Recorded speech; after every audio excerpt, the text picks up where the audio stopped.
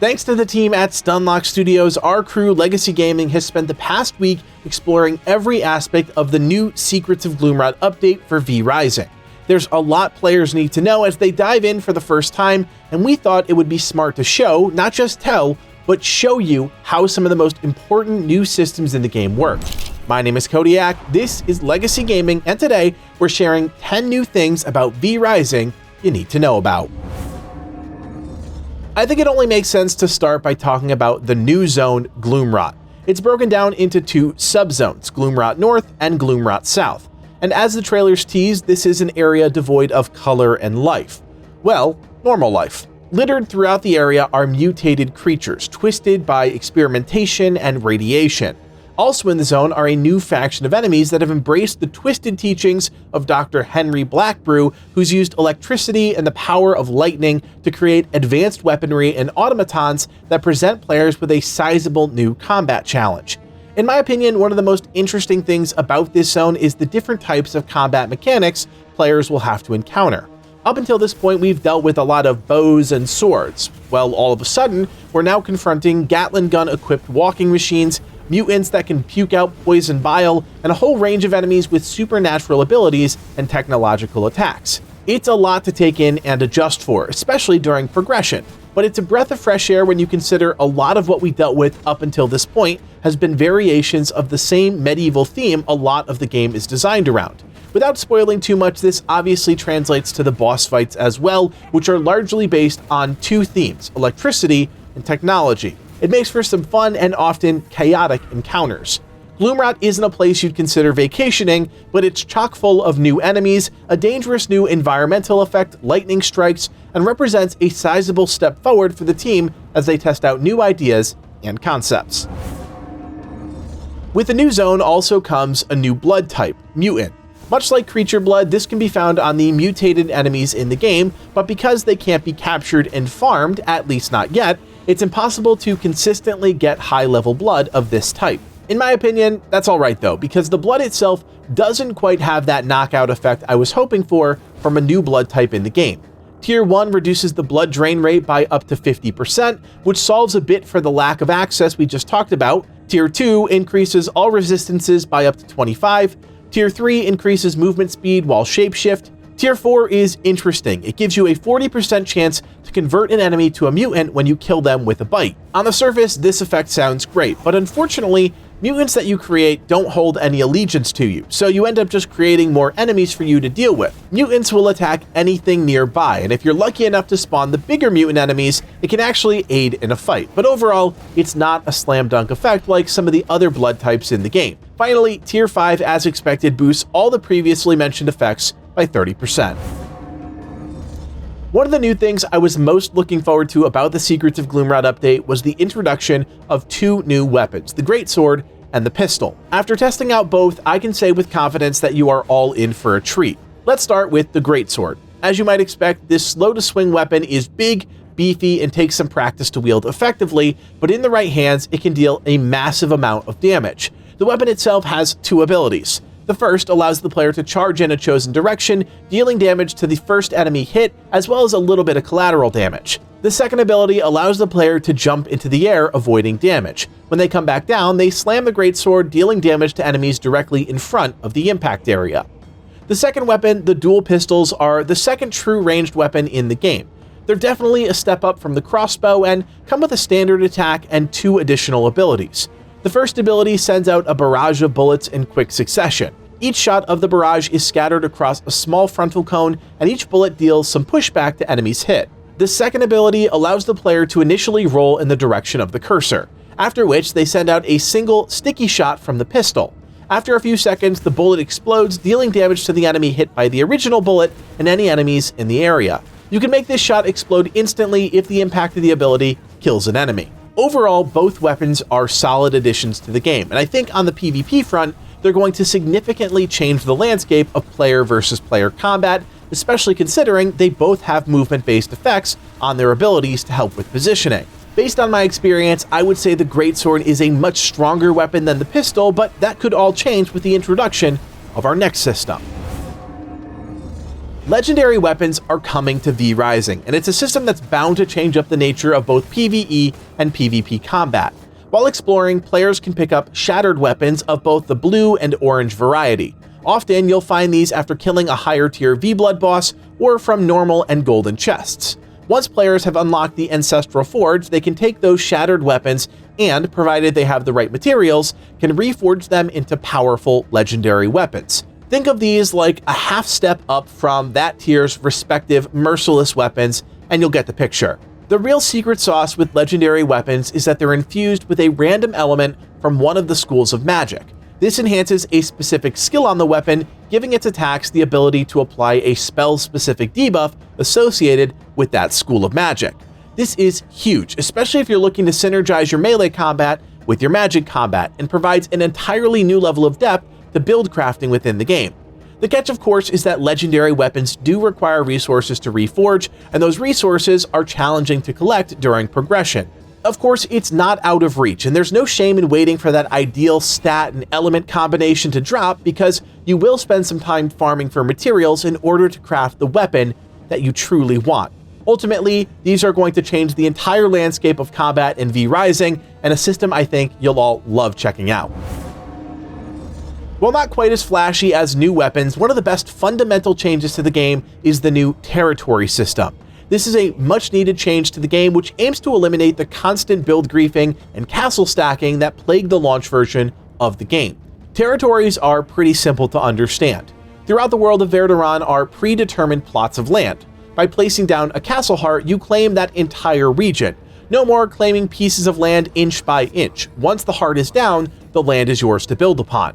You will need to upgrade your castle heart to open up more build tiles, which does mean there is a limit to how large you can build overall. When looking at the map, it's visually clear what territories are free, which are claimed, and which are friendly. It's a great new system that will hopefully eliminate one of the main problems that dogged PvP servers, the ability for players to build and trap other teams because of the almost unrestricted building.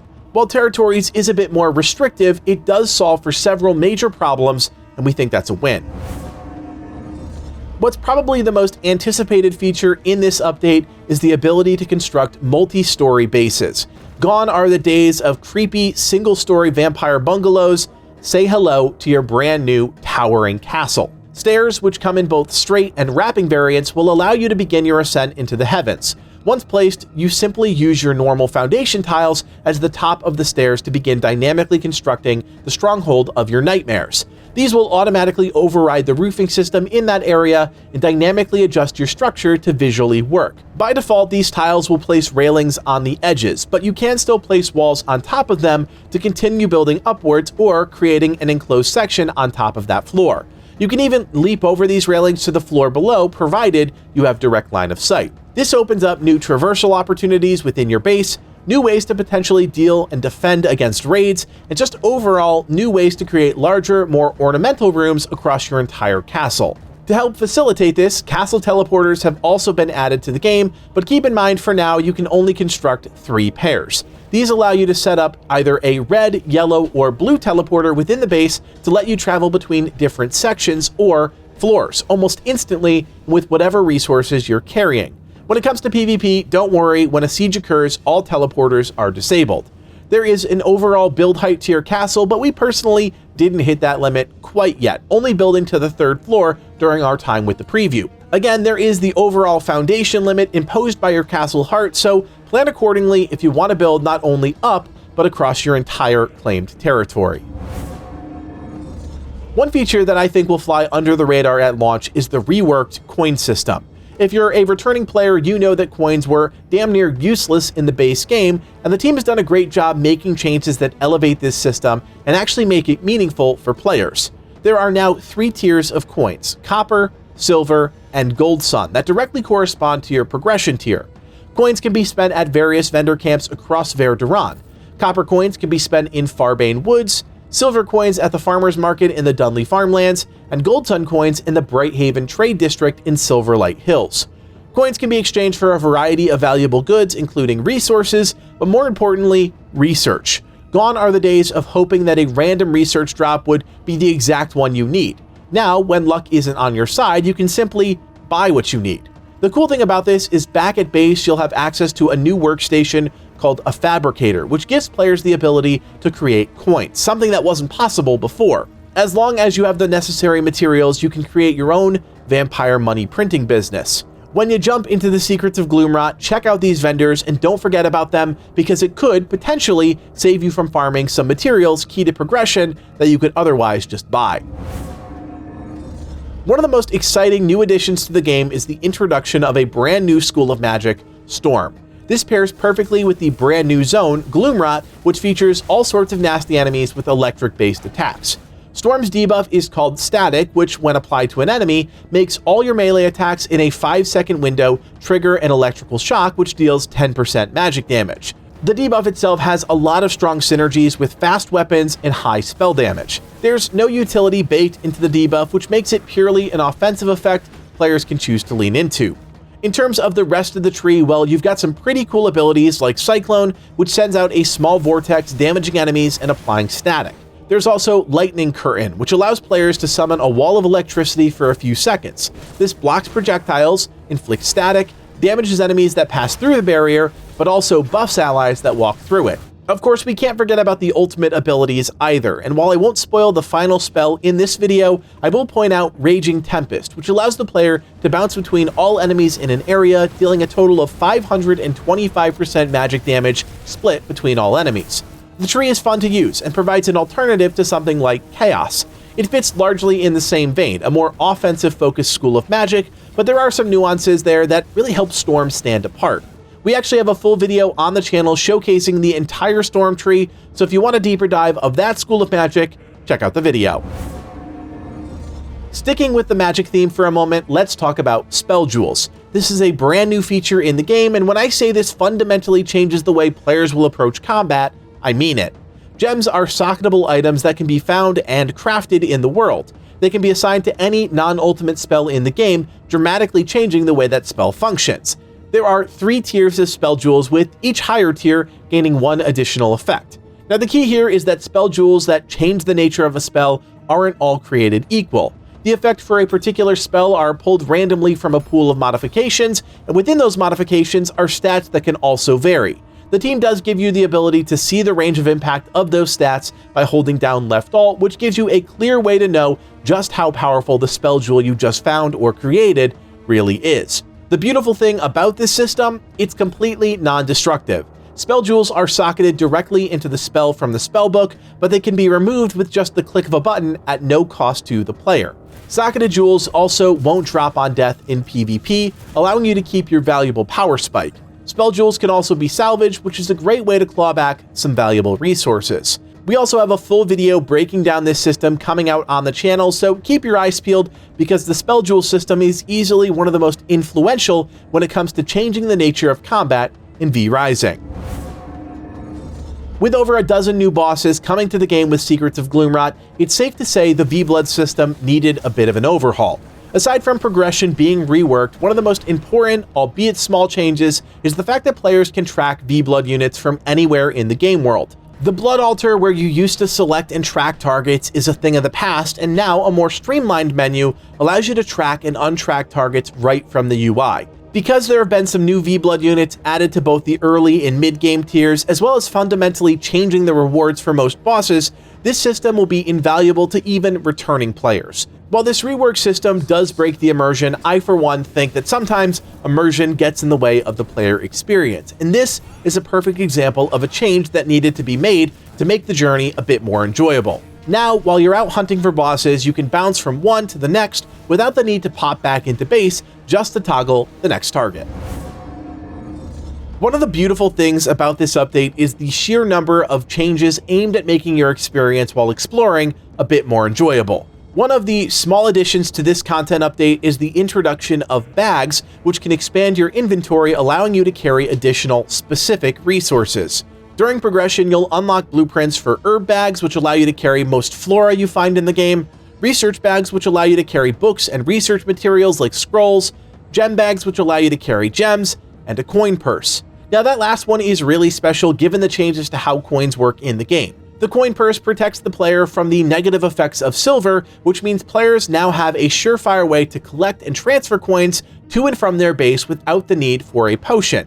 Players can have up to 4 bags equipped, which expands their inventory by a total of 28 slots at the highest bag tier. Couple that with the increased stack count of a few key resources, and those farming runs just became a whole lot more valuable. So there you have it, 10 of the biggest changes and new features you can expect when you check out V-Rising's free update, Secrets of Gloomrot. I want to thank Stunlock Studios for giving myself, Livid, and Schmo preview access to the Gloomrot update. Without them, we wouldn't be able to show off all of the cool new things coming to the game. Of course, there is much more to come as we head into the launch of the content update, so if you're a returning player or someone new to the world of V-Rising, drop us a like and consider subscribing. I also want to invite you to join the Legacy Gaming community on Discord. We just revamped our entire server, so if you're looking for a place to hang out, talk about great games, win free prizes, and group up with friends, check out the link in the description below. My name is Codiak, and from everyone here at Legacy Gaming, thanks for watching, and play on.